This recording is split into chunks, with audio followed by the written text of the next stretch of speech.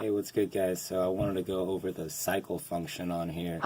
One of my comments on my channel was to cycle through the pads. You know, a guy named Didum, he's a good dude on here. Check this out. So I go to my main, I load up all my stuff, right? I'm in my key groups. And one thing I wanted to get at was he did mention that, you know, each MPC did have its own workflow, and that's really cool because, you know, he's 100% right. I remember my my 2500 had a different sound, a different feel to it, and also on my Renaissance, I had a button up in that top left corner that used to let me select which mode I wanted to be in. So I came home and I wanted to check it out on here. I'm like, wow, there ain't no which mode you want to be in button. I'm sure on the software it's, you know, whatever.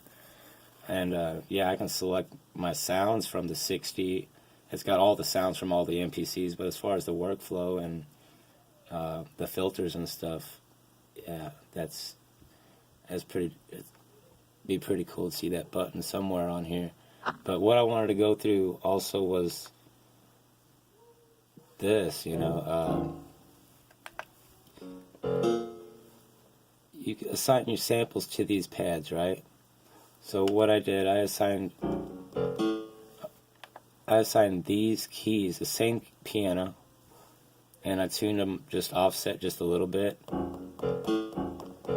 on my first pad. And on my second pad,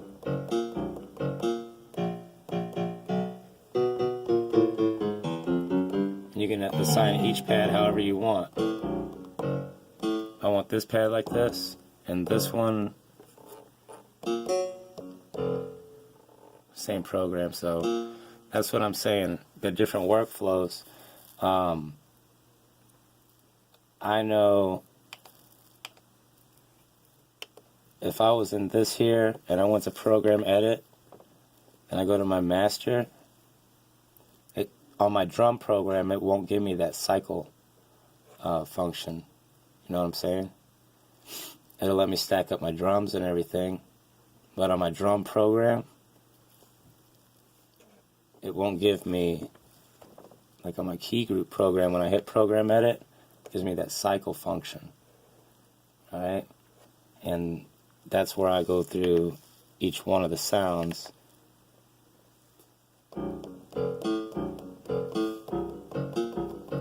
And what I wanted to get at was, whenever you record on two separate pads with like the note repeat function with this,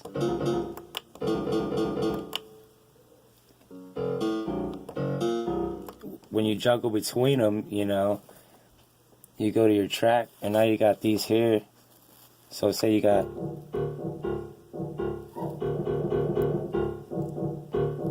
right, and you can always go back and change your sounds, but just to get something in there, and you just go in here, man, and start deleting just random stuff. And I guess that's like an ARP. That's what they call it, ARP. And what's cool, man, is before I had to select this whole thing right here, all these notes, and it let me move this whole pad. You know what I'm saying? A single note. Uh-oh, we're going to undo that. But yeah, it let me grab this whole thing right here, right? I'm going to go like that, and I'm going to move the whole thing up. And I just thought that was really cool, man, because I didn't know how to get it lined up to the next pad. So for me to be able to do that and then go and erase notes and stuff, and then hit that nudge, if you hit the note repeat time, you can offset this time by 8 notes. You know, you can really get in there, and you know, it's really cool, and it sounds really clean. And like I said, without the comment, you know, I wouldn't have learned that. So I really think that's a cool feature on here. And you can also do the random too. So if you got 3 or 4 pads going, say you went to your browser and you loaded up a whole bunch of dubstep sounds on here, okay, and you stacked them on 4 pads, and you just hit them at random, you know, and muted out the pads. An easy way to do that. So there's a lot of way to utilize that, man, and I appreciate it. So keep shouting out and keep sharing, man. I'm having fun doing this, and I appreciate everything. So right on.